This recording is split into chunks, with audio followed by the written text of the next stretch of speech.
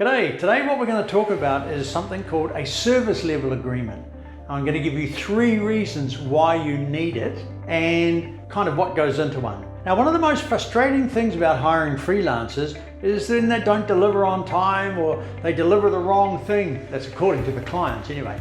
And the client thinks the freelancer is lazy or unreliable, and the client actually starts to treat the freelancer in a really negative way. They want daily reports of activities. They want explanations for even the smallest thing, and then they reduce that discretion of the freelancer to use their initiative right down to 0. In other words, the freelancer is treated like a bad employee because there's no trust. On the other hand, the freelancer thinks the client changes their minds all the time, gives unrealistic deadlines, is really slow to pay, and wants every bloody thing for nothing and cannot be trusted. Never gives any credit or positive feedback for when the freelancer displays initiative and does something really whizzy that really works. And now they block bloody daily reports, and all the discretion that was the fun of this gig in the first place has now gone. And the freelancer feels like they've been treated like a bad employee. But actually, it's a lack of communication that's at fault, not one or the other partner in this relationship. Now, when I've been involved in helping warring parties to make peace as an advisor and a mediator, I keep hearing the same accusations. You should have known that this was urgent or special, that we were waiting for a big check that we could pay you, and you shouldn't have been upset. We were always going to pay you. Or you should have known that we wanted it done differently this time. And the response is usually, how the bloody hell was I supposed to know that? I'm not a bloody mind reader. Well, you should have asked. Well, you should have told me. And it happens all the time. And I'm sure you've been in those conversations. And if you've got kids, you've definitely been in that conversation a lot. Okay, well, you know, sometimes I think that the relationship between clients and suppliers gets pretty childish. There is an answer, and the answer is a service level agreement. Now, you can make them as simple or as detailed as you need to, depending on the situation. And why, I hear you ask, do I need one of those?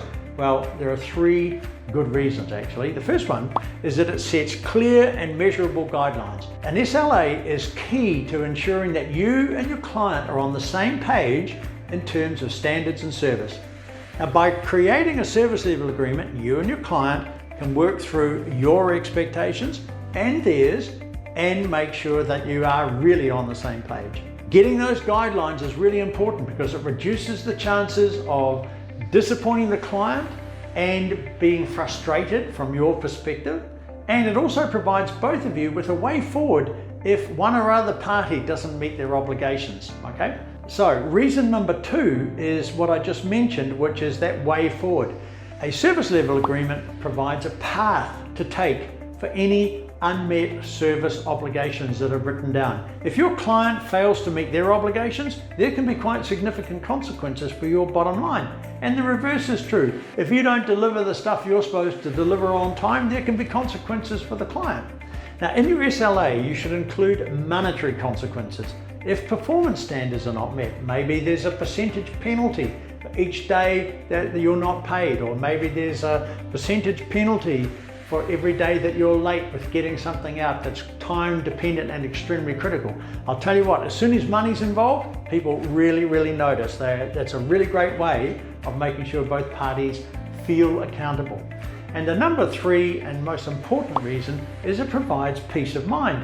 An SLA can provide that peace of mind to both the client and to you. The client has a contract that they can refer to that allows them to hold you, their service provider, accountable, and details exactly the type of service that they expect. And guess what? You do too.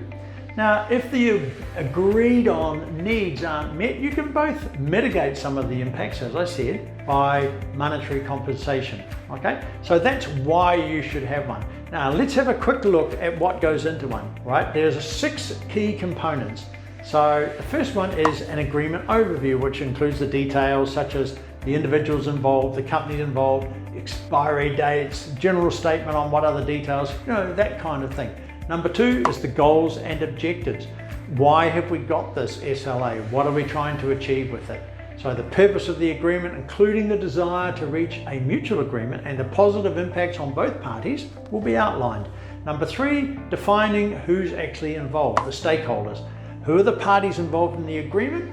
And for example, it could be a social media freelance manager and client X. Number 4 is a regular performance review baked into the SLA. There should be clear statements around regular review of the performance by both parties. And I always advocate quarterly because people can forget the details if you go much longer than that. And also having a process for the extension of the agreement. Okay, number 5 is the meaty bit, that's the actual service agreement. And that is where you go down into the detail, the components that the service provider and the client are taking individual responsibility for. You list them all out. And so there's a service scope, there's a service provider requirement. So if you want me to do this, then I need to have that, which will include for you details on payments at agreed on intervals. And by putting all of these requirements down, it means that you can clarify things like response times, and if there are incidents, then you know what you're going to do to fix those. So the service assumptions are also laid out in detail, and this is where you need to spend some time to get this stuff right, because this is the, if you like, the area where the rubber hits the road. Now, it's also really important to document how changes to the services that are required by the client are communicated to the service provider, so you don't get that, I'm not a bloody mind reader, you never told me you wanted it differently.